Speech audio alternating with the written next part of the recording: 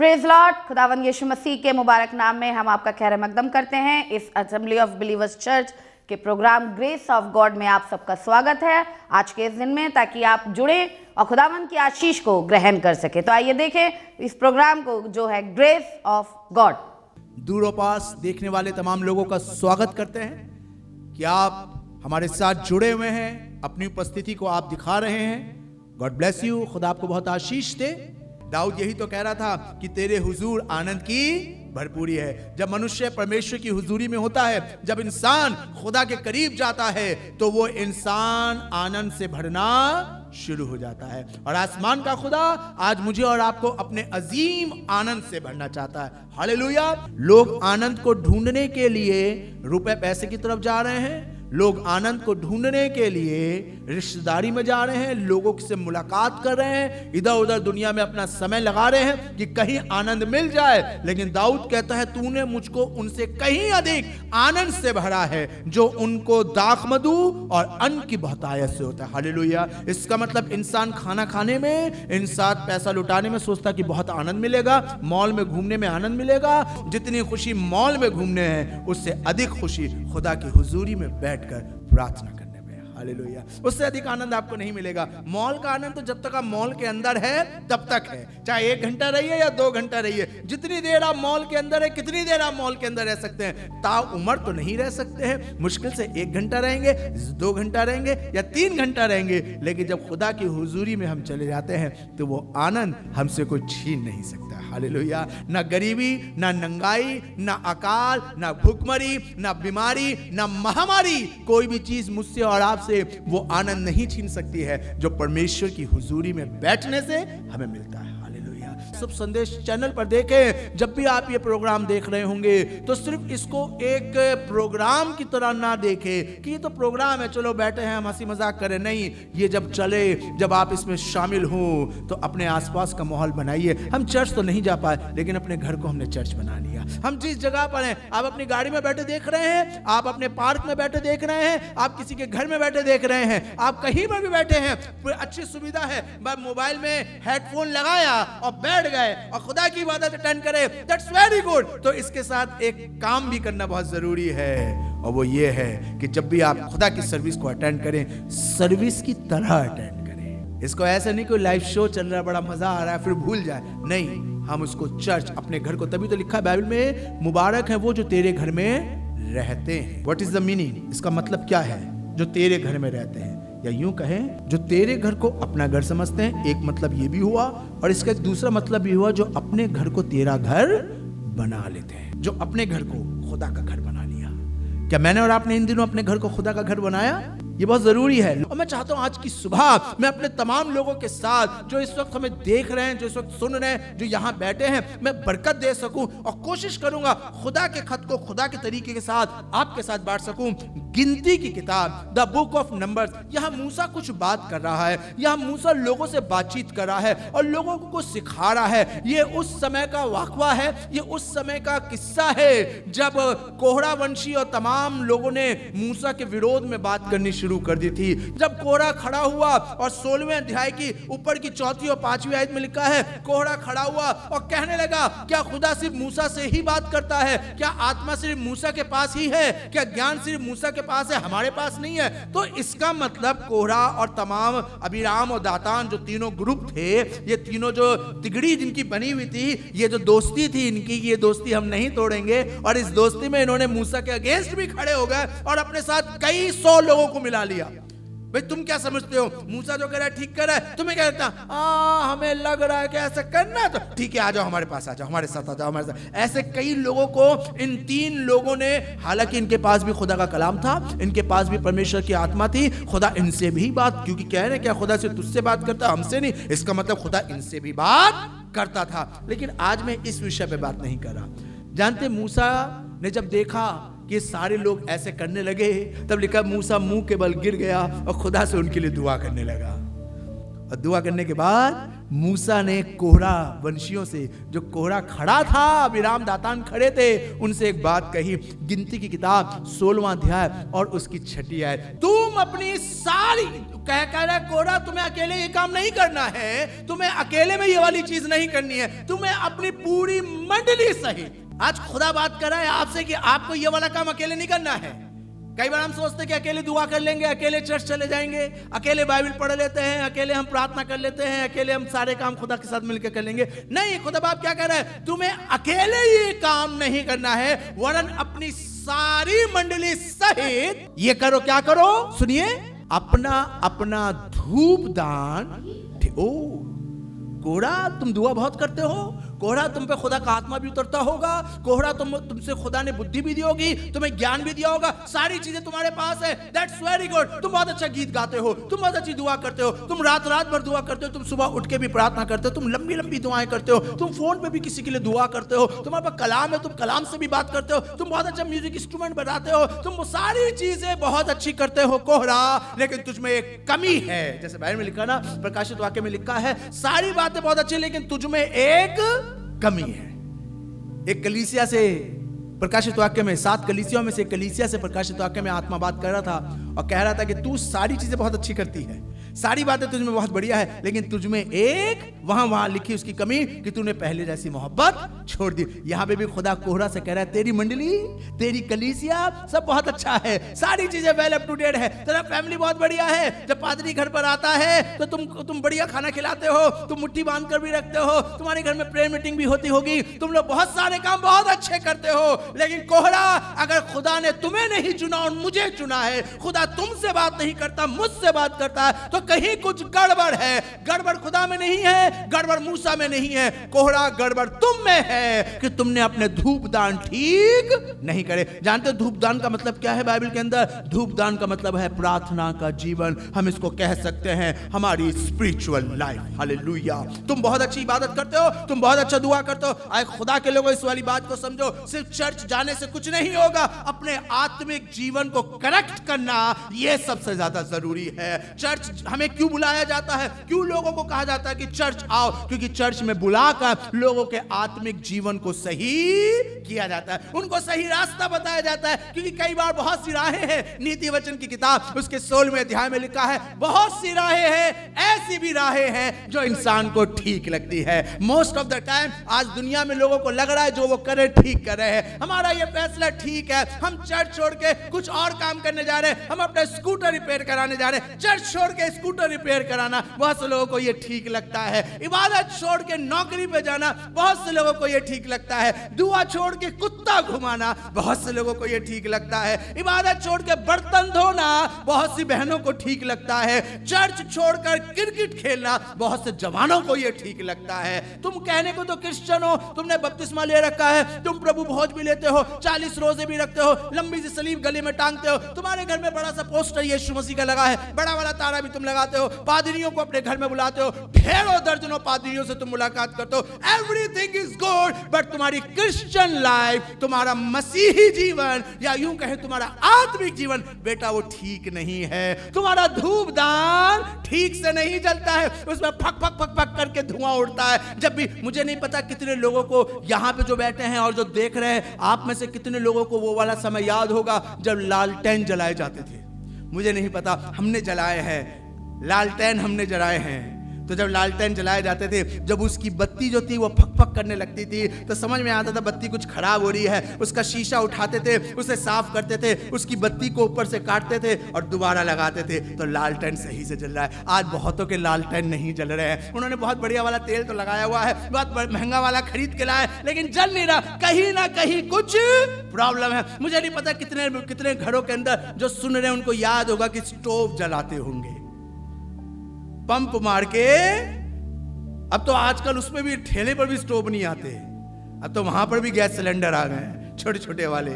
लेकिन कुछ साल पहले तक ठेलों पर भी स्टोव आया करते थे। जब स्टोव नहीं जलता तो एक पिन होती थी जो उसके बीच वाले छेद में डालते थे ताकि उसमें से ऑयल अच्छे। कई बार हमारा छेद, वो वाला आत्मिक छेद बंद है जिसमें से ऑयल नहीं निकल रहा। हम खूब पंप पे पंप मारे जा रहे हैं, दुआ पे दुआ करे जा रहे हैं, रोजे पे रोजे, लेकिन तेल निकाल ही नहीं रहा। कहते पादरी बेकार है, चर्च बेकार है, खुदा कुछ नहीं कर रहा। अरे बेवकूफ इंसान, पहले छेद को साफ कर जिसमें से तेल निकलता है, वो अंदर से गंदा है और जमा हो गया। तभी तो दाऊद कहता है, खुदा तूने मेरे कान, ये वो छेद है जो खुदा की बातें अंदर जाने नहीं देते। हालेलुया।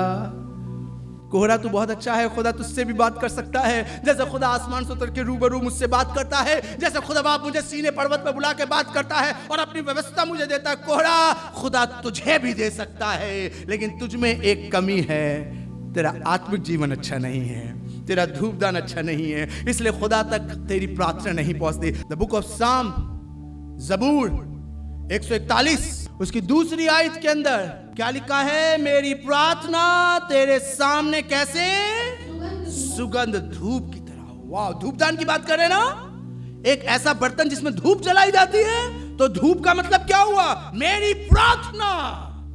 जब मैं दुआ करता हूं तो ये एक धूप की मानी होती है जो परमेश्वर तक जाती है। काशित वाक्य चैप्टर 5 उसकी 8वीं आयत जी। और जब उसने पुस्तक ले ली, वो चारों प्राणी और 24 प्राचीन उस मेमने के सामने गिर पड़े और हर एक के हाथ में वीणा, देखिए एक हाथ में वीणा और धूप से भरे हुए वही सोने के बर्तन थे। ये धूप से भरे हुए बर्तन पवित्र लोगों की प्रार्थनाएं। हालेलुया।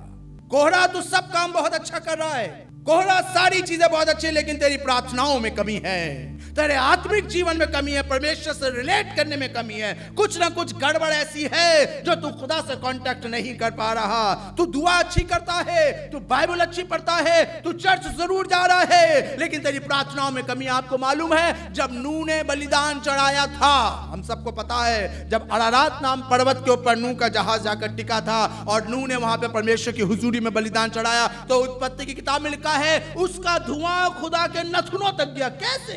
खुदा कहां रहता, नूह कहां, लेकिन उसका धुआं खुदा के नथुनों तक। लेकिन लिखा है जब नूह ने कुर्बानी चढ़ाई तो उसका धुआं खुदा के नथुनों तक गया और खुदा को उसकी खुशबू इतनी पसंद आई कि खुदा ने नूह उसके घराने को दोबारा से फलने फूलने की बरकत दी। कैसे पॉसिबल हुआ? वो धुआं खुदा तक कैसे गया?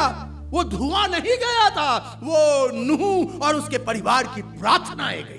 आए खुदा के लोगों, जब तुम दुआएं करते हो, जब तुम इबादत करते हो, तो एक धुआं उड़ता है। एक गाना है कि जब उठता है धुआं तेरी हुजूरी का। जब मैं और आप परमेश्वर की हुजूरी में आराधना करते हैं, जब मैं और आप परमेश्वर के साथ चल रहे होते हैं, जब मैं और आप आत्मिक जीवन में जी रहे होते हैं, तो एक धुआं उठता है जो परमेश्वर के नथुनों तक जाता है, जिससे खुदा खुश होता है। अगर उस धुएं की खुशबू से खुदा खुश हो रहा है तो खुदा हमारे परिवार को बरकत देगा। हालेलुया। अगर वो धुआं बदबूदार हुआ, अगर उस धुएं में से खुशबू नहीं आई, वो धुआं खांसी लेकर आ रहा है। होते ना कुछ धुएं, जब छोंका लगता है तो खांसी आती, कहते बंद करो, एग्जॉस्ट चलाओ, निकालो इस धुएं को बाहर। कई बार बहुतों की प्रार्थनाएं ऐसी होती हैं, शायद कोहरा की भी दुआ ऐसी थी। इसलिए खुदा बाप का ज्ञान होते हुए भी, खुदा बाप का वचन होते हुए भी, खुदा बाप की बातें होते हुए भी खुदा बाप कोहरा से बात नहीं करता था, वो मूसा से बात करता था। हालेलुया। आपके पास ज्ञान होगा, आपके पास कलाम होगा, आपके पास वचन होगा, आपके पास गीत होंगे, आपके पास मज़ामीर होंगे, आपके पास बजाने का टैलेंट होगा। वाह क्या बजाते हैं आप, आपकी उंगलियां ऐसे नाचती हैं कि दिखाई तक नहीं देती हैं। गिटार पर जब चलती तो ऐसा लगता है मकड़ा चल रहा है, कहते मकड़ों वाली उंगली आ गई है, स्पाइडर की लाइक ये वॉक कर रहा है। बहुत अच्छे गीत आप लिखते हैं, लेकिन फिर भी खुदा की बरकतें आपके घर में नहीं है, फिर भी खुदा की ब्लेसिंग्स आपके बच्चों पे नहीं है, फिर भी खुदा की आशीषों से आपका घर, आपका परिवार भरा नहीं है। कहीं ना कहीं तुम्हारे धूप दान में गड़बड़ है। चेक योर धूप दान। आज के दिन हम इस बात को याद रखें। आज जो मैसेज हम घर लेकर जाएं, चेक योर धूप दान, अपने धूप दान को ठीक करें, क्योंकि जब धूप का धुआं खुदा के नथनों में जाता है, खुदा खुश होता है और उनके परिवारों को बरकत देता है। हालेलुया। आज बहुत से परिवार बरकत से महरूम है क्योंकि उनके धूप दान, उनके आत्मिक जीवन में गड़बड़ी है। जब खुदा की हुजूरी में हम चलने वाले ठीक हो जाएंगे, जब हमारा चाल चलन खुदा को भाने लगेगा, जब हमारी बातें खुदा को भाने लगेंगी, तो आसमान का खुदा आसमान खोल के हमको बरकत की बारिश देगा। हालेलुया। आज बहुत से लोग इन चीजों से इसीलिए महरूम हैं क्योंकि उनका आत्मिक जीवन, उनका प्रार्थना का जीवन, उनका परमेश्वर से रिलेट करना वो सही वाली बात नहीं है। मैं चाहूंगा मत्ती रचित सुसमाचार उसका 5वां अध्याय उसका 23वीं आयत जी। अगर तू अपनी भेंट, ध्यान से सुनिएगा क्या लिखा है बाइबल के अंदर, अगर तू अपनी भेंट वेदी पर लाए, आप इबादत करने के लिए आ रहे हैं, आप प्रार्थना करने के लिए आ रहे हैं, आप परस्तिश करने के लिए आ रहे हैं, आप खुदा की हुजूरी में भेंट चढ़ाने के लिए आ रहे हैं, आप अपने जीवन को खुदा की हुजूरी में लेके जा रहे हैं। मैं क्रिश्चियन, मैं एक मसीही हूं, मैं परमेश्वर की आराधना करता हूं, मैं चर्च जाता हूं, मैं बाइबल पढ़ता हूं, मैं दुआ करता हूं, मैं हफ्ते में 4 बार उपवास भी रखता हूं, और मैं हो सकता है कि मैं 40 रोजे भी रखता हूं, मैं बड़ा दिन भी मनाता हूं, मैं गुड फ्राइडे भी मनाता हूं, मैं ईस्टर भी मनाता हूं। तुम अपनी भेंट वेदी पर लेकर आ रहे हो, देखिए गड़बड़ियां कहां पर होती हैं। तुम अपनी भेंट वेदी पर लेकर आ रहे हो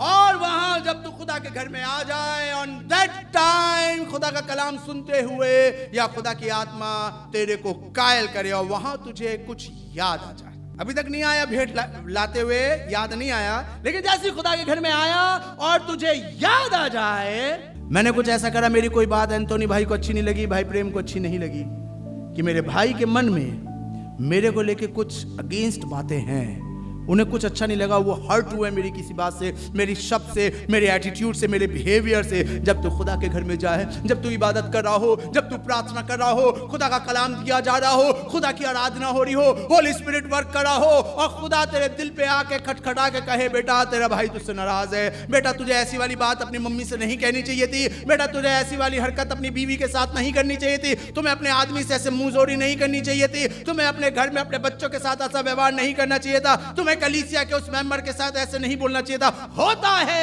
मोस्ट ऑफ द टाइम जब हम खुदा की इबादत में होते हैं, हम खुदा की परस्तिश में होते हैं, तो खुदा का आत्मा हमें कायल करता है कि हम कहां सही और कहां गलत है। जब तू खुदा के घर में जाए, जब तू खुदा की हुजूरी में जाए और अपनी भेंट लेकर जाए, और उस वक्त जब परमेश्वर का आत्मा तुझे इस बात के लिए कायल करे कि तेरा भाई तुझसे नाराज है, तेरे भाई के मन में तेरे लिए कोई विरोध है, सुनिए क्या करने की जरूरत है। आगे पढ़ी क्या लिखा है, क्या लिखा है, अपनी भेंट। अरे ये नहीं कि पहले इबादत कर लूं, मेरी गलती थोड़ी ना है, मैंने थोड़ी ना कुछ कहा था, मैंने थोड़ी ना ऐसे, हमारा इंटेंशन ये था, भैया तो है ही ऐसे, वो तो हर बात को कह देते हैं, उनकी तो आदत है बोलने की, वो कोई बात जो बोलते हैं बोलने दो, वो अपने आप ठीक हो जाएंगे, फिर आएंगे, फिर बात करेंगे, सब ठीक हो जाएगा। नहीं, इफ यू रिमेंबर, अगर तुम्हारे माइंड में ये बात आए कि तुम्हारा भाई तुमसे नाराज है, तुम्हारे मन में ये वाली बात आए कि तुम्हारे कलीसिया का कोई मेंबर तुमसे नाराज है, तुम्हें बात समझ में आ रही है कि तुमने अपनी बीवी से उस दिन फलाने समय में गलत बोला था, और यहाँ कलाम सुन रहे हो कि नहीं अपने बीवी से हमें इज्जत के साथ बात करनी चाहिए थी, नहीं मैंने 10 आदमी के सामने अपनी मेम साहब से ऐसे ऊंची आवाज में उल्टा शब्द कह दिया था, मैंने अपने साहब से उनके घर में उनके मम्मी पापा से ऐसे मुंह जोरी कर दी थी, मुझे नहीं करनी थी, गलत है। गो एंड देन से सॉरी, अपनी भेंट छोड़ और अपने भाई से जाके उससे सुलह कर ले, तब खुदा तेरी भेंट कबूल करेगा। वाह, ये धूपदान ठीक करना है। कई बार खुदा का आत्मा हमें बताता है हम कहां गलत है, हमें ऐसे बदतमीजी से बात नहीं करनी चाहिए थी, हमें इस तरीके से मुंहजोरी नहीं करनी चाहिए थी, हमें पलट के जवाब नहीं देना चाहिए था। Most of the time Bible में लिखा है ना, मनुष्य को अपनी राहें सीधी, हमें लगता हम तो ठीक है, हमें समझाने की जरूरत है, हमें मत सिखाओ, हमें पता है गलती किसकी है, हम जानते हैं, हमें बताने की, हमें सिखाने की जरूरत नहीं है, हम बड़े हैं, हम जो कर रहे हैं सही कर रहे हैं। कई बार इबादत तो हम बहुत अच्छी करते हैं, प्रार्थना तो हम बहुत अच्छी करते हैं, लेकिन हमारे धूपदान सही नहीं है। मैं जब इस वाली बात को पढ़ रहा था, मुझे ध्यान आया 10 कुंवारियों के बारे में। 10 सो गई थी और जब उठी तो 5 कुछ कर रही थी और 5 ने कुछ नहीं करा। क्या कर रही थी 5, बताएं? नहीं, हाँ लिखा है बाइबल में, 5 अपनी कुप्पियां, वहां ये नहीं लिखा कि उनके पास तेल नहीं था, वो तो आगे लिखा है वो तेल मांग रही थी, लेकिन जो मेन काम वो करके सोना चाहिए था नहीं करा था, उन्होंने अपनी कुप्पियों को मेंटेन नहीं करा था। कुप्पियां ले ली, तैयार हो गए, सज लिए सवर लिए, ब्यूटी पार्लर में जाके 5 घंटे लगा लिए, पादरी यहाँ बैठा हुआ है और ब्यूटी पार्लर में वो बैठी हुई है, मां सारे दाग धब्बे छुपा रही है, अपने अपन लिप भी बनवा ली है, खूब बढ़िया, आंखें भी सही करा ली, पलकों पे और 4 पलके लगा ली, यूं बिल्कुल यूं खरगोश जैसी बना ली, सब कुछ बढ़िया कर लिया, लेकिन धूपदान ठीक नहीं करा था उन्होंने, बिल्कुल प्रिपेयर थी। पूरा मार हल्दी चूना लगा के वैक्सिंग करा के बिल्कुल तैयार, दूल्हा आएगा साथ जाएंगे। लेकिन जो दूल्हे को चाहिए वो क्या था? हमारी कुप्पियां जो प्रिपेयर्ड हो, उन्होंने वो तैयार नहीं की थी। सब कुछ बहुत अच्छा है, लेकिन अगर धूपदान तैयार नहीं होगा तो दूल्हा छोड़ के चला जाएगा। ये ध्यान रखिए। अगर हमारे धूपदान ठीक नहीं हुए, धूपदान आत्मिक जीवन, बहुत से लोग इस तरफ ध्यान ही नहीं दे रहे हैं कि फेसबुक पे हमने बढ़िया यीशु मसीह की आयतें पोस्ट कर दी, व्हाट्सएप पे हमने बढ़िया बढ़िया आयतें शेयर कर दी, अपने स्टेटस पे बढ़िया बढ़िया आयतें लगा दी। यही क्रिश्चियन लाइफ है? नहीं, ये क्रिश्चियन लाइफ नहीं है। क्रिश्चियन लाइफ ये है कि वो बातें हमारे अंदर से दिखाई दे। तुझे एहसास हो कि तेरा भाई तुझसे नाराज है, तुझे एहसास हो कि चर्च का कोई मेंबर तुझसे नाराज है, तुझे एहसास हो कि कोई है जो तेरे से हाथ नहीं मिला रहा है इतने दिनों तक, कोई तुझसे बात नहीं कर रहा है इतने दिनों तक, तो अपनी इबादत को वो छोड़, नहीं तो खुदा कबूल नहीं करेगा। फिर तुम चाहे कितना नाच लो गा लो, खुदा कबूल ही नहीं करेगा, क्योंकि तेरा भाई तुझसे नाराज है। पहले जा, तेरा परिवार का कोई सदस्य तुझसे नाराज है, तेरी बीवी तुझसे ठीक से बात नहीं करी, तूने अपनी बीवी से पूछा कि तू मुझसे बात क्यों नहीं कर रही है? तुमने अपने आदमी से पूछा बैठ के कि साहब आप मुझसे ठीक से बात क्यों नहीं कर? अरे नहीं करता, ना करे, मेरी बला से अच्छा ही है चुप रहे। तो जब भी मुंह खोलता है वो गंदी निकलता है। नहीं, तुम दुआ करने चर्च में जा रहे हो, पहले अपने धूपदान को ठीक करो। अगर वो छेद बंद रहेगा तो चाहे कितना पंप मारते रहो, आग नहीं लगेगी, फट जाएगा, है ना? कितने केसेस हमने 90 में सुने थे, स्टोव फट गए। क्यों फट गए? क्योंकि पंप मारा लेकिन उसमें से हवा पास नहीं हुई। आज बहुतों के साथ यही हो रहा है।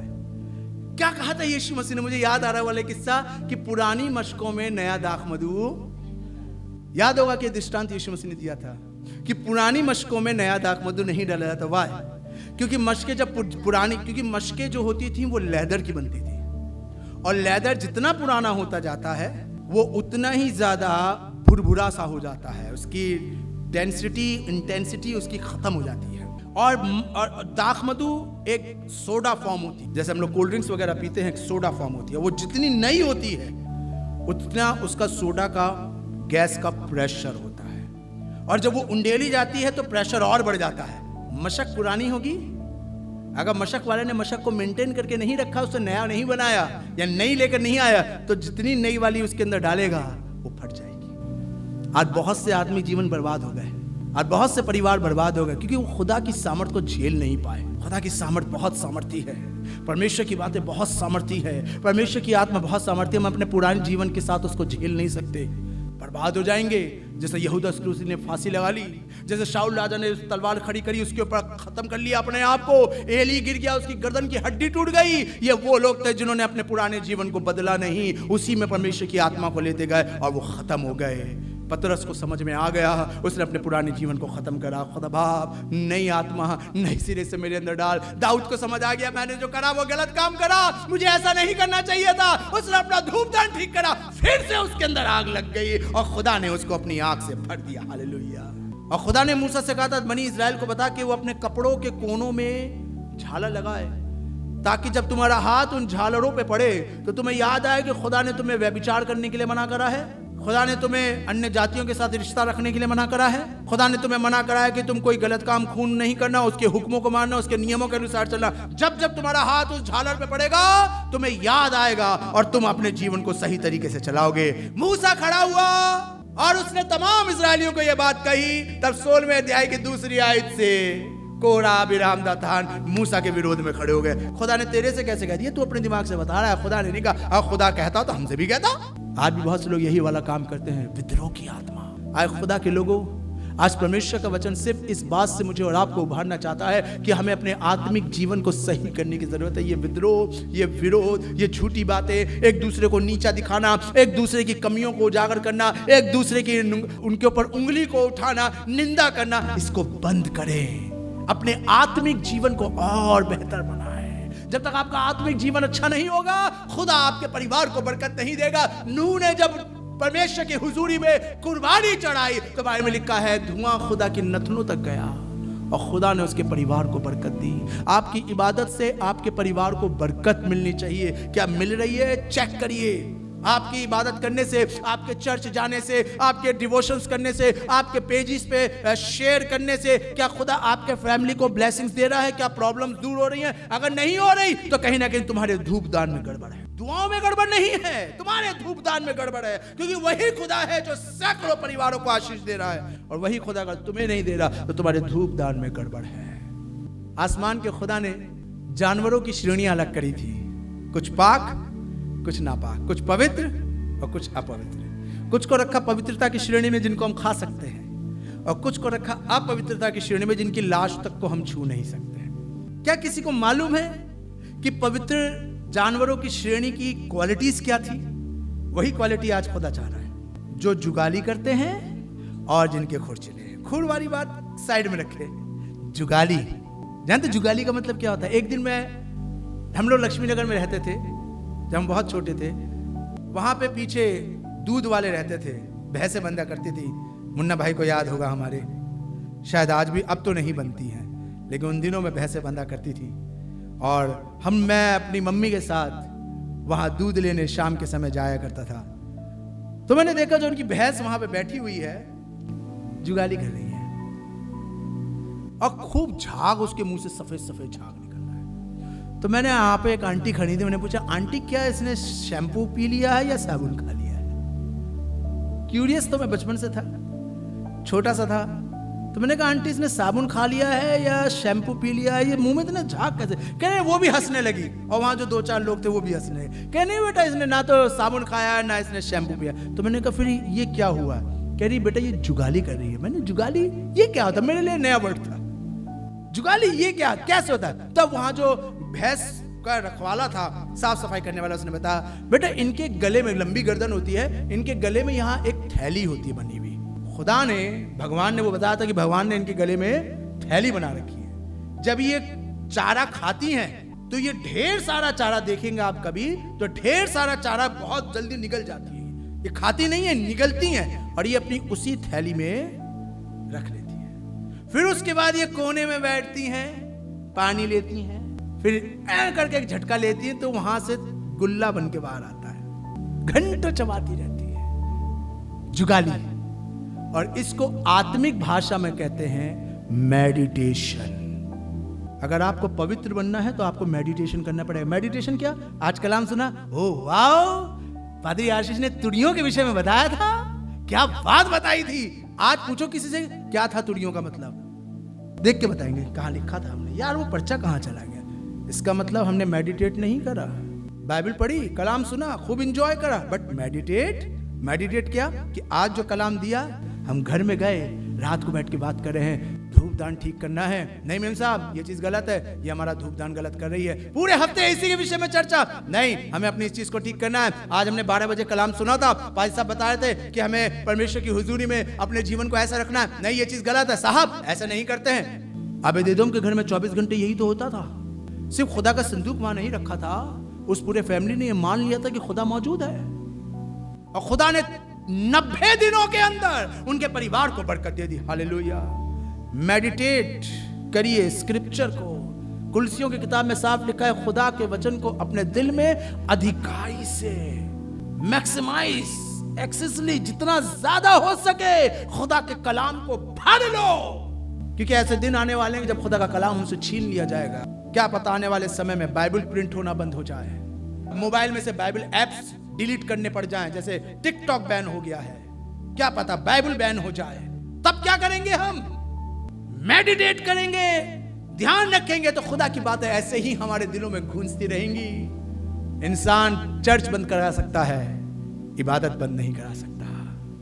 बाइबल बंद करा सकता है, लेकिन परमेश्वर की बातें बंद नहीं करा सकता। किनके लिए? जिनके दिल में खुदा का कलाम बसता है। हालेलुया। धूपदान ठीक करिए, अपने धूपदान को सही करिए, ताकि आसमान का खुदा आपको बरकत दे। God bless you. खुदा आशीष दे। उम्मीद है कि आज आपने जरूर बरकत को हासिल किया होगा और खुदावंद ने आपको आशीष दी होगी। हम चाहेंगे कि आप हमसे संपर्क करें। अगर आप किसी भी तरीके की सहायता करना चाहते हैं, दुआएं हैं आपके पास, प्रार्थनाएं हैं, तो ज़रूर आप हमसे संपर्क करें। हमारा पता और हमारे नंबर्स आपके पास पहुंच चुके हैं, आप इनके द्वारा हमसे कांटेक्ट कर सकते हैं, ताकि हम दुआओं में और आपके साथ मिलकर खुदावन की महिमा में आगे बढ़ सके। Praise the Lord. खुदा आप सबको बहुत आशीष दे। हमारा एड्रेस है assembly of believers church, S410 street number 11, school block, Shakarpur, Delhi 110092। और अगर आप हमसे फ़ोन पे कांटेक्ट करना चाहते हैं तो हमारे नंबर हैं 8527158740 और दूसरा नंबर है 9891358387। इसके अलावा 9891152423